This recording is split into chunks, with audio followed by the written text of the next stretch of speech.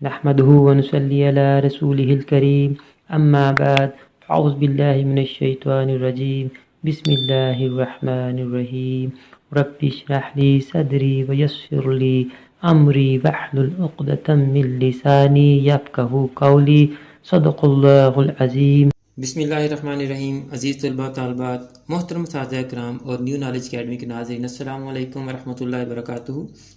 हमारी आज की video accounting introduction lecture 4 basic concepts of accounting की सीरीज़ चल रही है अभी हमारी। तो इससे पहले 3 वीडियोज़ हो चुकी हैं। जिन बच्चों ने वो वीडियोज़ मिस कर दी हैं वो यहाँ देखें, ये लिंक है, इस लिंक पर क्लिक करें तो आपको वो तीनों वीडियोज़ मिल जाएंगी। इन तीनों वीडियोज़ में हमने आपको बेसिक जो बताया है, what is an accounting, what are accounts, what is debit and credit, और हमने कॉन्सेप्चुअल आपको मेथड से डेबिट और क्रेडिट करना भी सिखा दिया हुआ है। आज हम टर्म्स पढ़ेंगे, अकाउंटिंग की बेसिक टर्म्स जो होती हैं। किसी भी सब्जेक्ट को सीखने के लिए उसमें जो टर्म्स यूज़ होती हैं उनका सीखना, उनका जानना, उनको समझना बहुत ज़रूरी है। जब तक हम उन टर्म्स को नहीं समझेंगे हमें वो सब्जेक्ट समझ नहीं आ सकता। तो शुरू से मैं कहता आ रहा हूँ कि हमने आपको प्रैक्टिकल एग्जाम्पल से अकाउंटिंग सिखानी है, क्योंकि अकाउंटिंग आप अनकॉन्शियसली कर रहे होते हैं लेकिन आपको पता नहीं होता कि आप कौन कौन सी टर्म यूज़ कर रहे हैं अकाउंटिंग की। हम आपको करवाते जाएंगे और आपको साथ साथ बताते भी जाएंगे। हमने पिछले लेक्चर में बात की थी लेन देन की और आपको बड़ी डिटेल से समझाया था कि हम कुछ लेते हैं और कुछ देते हैं, यानी ख़रीदो फरोख्त करते हैं। पेन लिया, कैश दे दिया, बुक्स ली, कैश दे दिया, मोबाइल ख़रीदा, कैश दे दिया, मोबाइल बेच दिया, कैश ले लिया। कुछ लेते हैं और कुछ देते हैं, बड़ी डिटेल से हमने लास्ट लेक्चर में पढ़ा। तो इसको हम अकाउंटिंग में क्या कहते हैं जी? ट्रांजैक्शन। क्या कहते हैं जी? हम ट्रांजैक्शंस। ओके हो गया जी। ये जो लेन देन है, अगर आप नोट करें तो लेन देन आपका 2 किस्म का हो सकता है। 2 किस्म का कैसे हो सकता है? नकद लेन देन होगा या उधार लेन देन होगा। तो नकद लेन देन को हम कैश ट्रांजैक्शन कहेंगे और उधार लेन देन को हम क्रेडिट ट्रांजैक्शन कहते हैं जी अकाउंटिंग में। और आम भी आप यूज़ करते हैं इसको, ओन अकाउंट भी यूज़ करेंगे इसके लिए टर्म हम। तो आपने अकाउंटिंग में इन ट्रांजैक्शंस को ही रिकॉर्ड करना होता है। तो ट्रांजैक्शंस में जो टर्म्स यूज़ होंगी उन्हीं के हमने अकाउंट बनाने हैं, उन्हीं के हमने टाइटल बनाने हैं।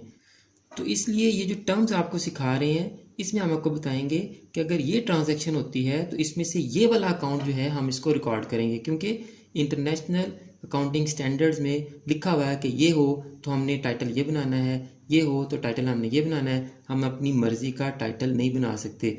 जैसे कॉन्सेप्चुअल वीडियो में आपने देखा, हमने पेन को भी डेबिट किया, रद्दी को भी क्रेडिट किया, बुक्स को। तो हमने यहाँ तो समझने के लिए अपनी मर्ज़ी के अकाउंट को डेबिट और क्रेडिट कर लिया, लेकिन अकाउंटिंग स्टैंडर्ड हमें कहते हैं कि अगर ऐसा होगा तो आपने इस टाइटल का अकाउंट बनाना है और उसको डेबिट और क्रेडिट करना है। मसलन आपने कोई चीज़ फ़रोख्त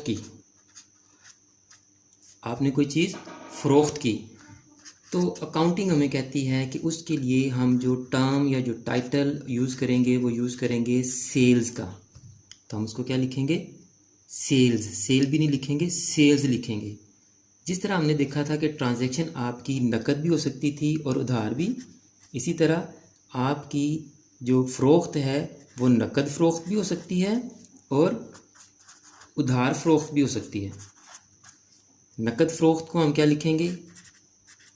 कैश सेल्स। और उधार फ़रोख्त को हम क्या लिखेंगे?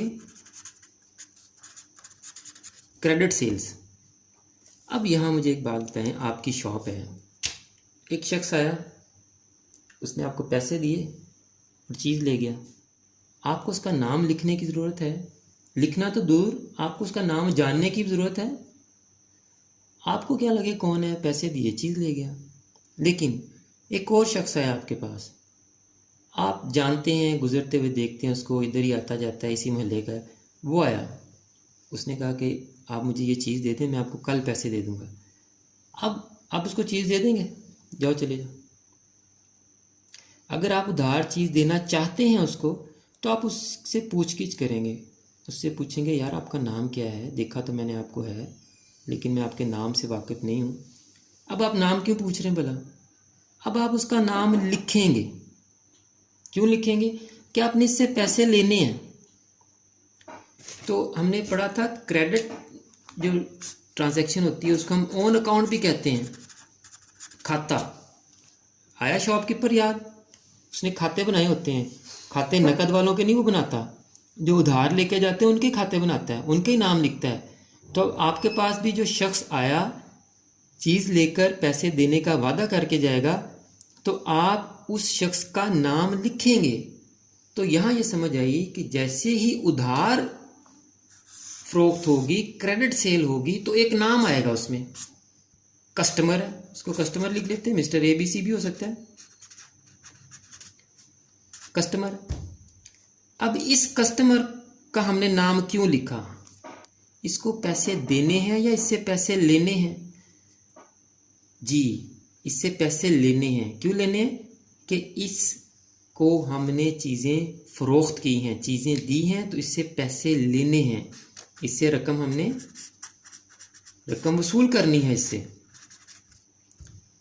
तो याद रखें, जिस भी शख्स से हमने रकम वसूल करनी हो उसको हम अकाउंट रिसीवेबल कहते हैं। अकाउंटिंग की टर्म में उसको क्या कहेंगे? Account receivable. अब आपने अगर किसी से भी रकम वसूल करनी है ना, तो अकाउंटिंग याद करने के लिए उसको अकाउंट रिसीवेबल कहा करें, समझा करें कि ये अकाउंट रिसीवेबल है हमारा, इससे हमने पैसे वसूल करने हैं। और इसका जो दूसरा नाम है वो है डेटर, DEBTOR। इसको डेबिटर कभी भी नहीं पढ़ना, डेटर। जिस शख्स से रकम वसूल करनी है उसको हम क्या कहते हैं? अकाउंट रिसीवेबल या डेटर। अब जिस तरह से आपने फ़रोख्त की, इसी तरह से आप ख़रीदारी भी तो कर सकते हैं ना। तो ख़रीदारी करेंगे तो अब कौन सी टर्म यूज़ करेंगे आप? अब आप यूज़ करेंगे टर्म परचेज़। आप परचेज़ भी नहीं लिखेंगे, परचेज़ लिखेंगे, याद रखिएगा। जिस तरह नकद फ़रोख्त थी और उधार फ़रोख्त थी, इसी तरह आपकी ख़रीदारी भी नकद होगी और उधार भी हो सकती है। नकद ख़रीदारी और उधार ख़रीदारी। नकद ख़रीदारी को हम क्या कहेंगे? Cash purchase. और उधार ख़रीदारी को हम क्या कहेंगे? क्रेडिट परचेज़ या ऑन अकाउंट। तो ऊपर हमने क्या कहा था कि जैसे ही उधार होगी तो एक शख्स का नाम ज़रूर लिखा जाएगा। तो जब भी किसी शख्स का नाम लिखा जाएगा तो उससे हमने या तो पैसे लेने होंगे या उसको पैसे देने होंगे। ये एक टिप है, ये याद रखिएगा कि जब भी अकाउंटिंग में किसी शख्स का नाम रिकॉर्ड करेंगे आप, किसी शख्स का, कंपनी का, किसी भी इदारे का, तो दो ही वजूहात हो सकती हैं। या हमने उससे रकम वसूल करनी है तो लिखा है, या उसको रकम अदा करनी है तो उसका नाम लिखा है। इस सूरत हाल में हमने जब उधार चीज़ ख़रीदी है तो ज़रा जहन पे ज़ोर डालें कि हमने अब रकम अदा करनी है जिससे उधार चीज़ ख़रीदी है, या उससे वसूल करनी है। जी, अब हमने रकम अदा करनी है। तो जिस शख्स को भी रकम अदा करनी हो उसको हम अकाउंटिंग की लैंग्वेज में क्या कहते हैं? Account payable. आसान ही है, पेबल अदायगी से। और इसका जो दूसरा नाम है, इसका दूसरा नाम है क्रेडिटर। इसको हम क्या कहेंगे? क्रेडिटर। समझ आई बात आपको? तो देखें जी, अब तक जो टर्म्स हमने पढ़ ली हैं, परचेजेस हमने पढ़ लिया, कैश परचेजेस हमने पढ़ लिया, क्रेडिट परचेजेस या परचेजेस ऑन अकाउंट पढ़ लिया हमने। उसके बाद हमने सेल्स पढ़ लिया, कैश सेल्स पढ़ लिया हमने, क्रेडिट सेल हमने पढ़ लिया, फिर हमने डेटर्स और अकाउंट रिसीवेबल पढ़ लिया हमने, क्रेडिटर्स और अकाउंट पेबल पढ़ लिया हमने। बाकी की टर्म्स हम नेक्स्ट लेक्चर में करेंगे। उम्मीद है ये टर्म्स आपको अच्छी तरह समझ आ गई होंगी। दुआ में याद रखिएगा। अल्लाह हाफिज़। आखिर में हमेशा की तरह मेरी दुआ है कि अल्लाह ताला तमाम स्टूडेंट्स को ना सिर्फ दुनिया के तमाम इम्तहानात में कामयाबी अता फ़रमाए बल्कि आखिरत के तमाम इम्तहानात में भी कामयाब करे और तमाम मुसलमानों का ख़ात्मा बिल ईमान फरमाए। आमीन। मुझे भी अपनी दुआ में याद रखिएगा।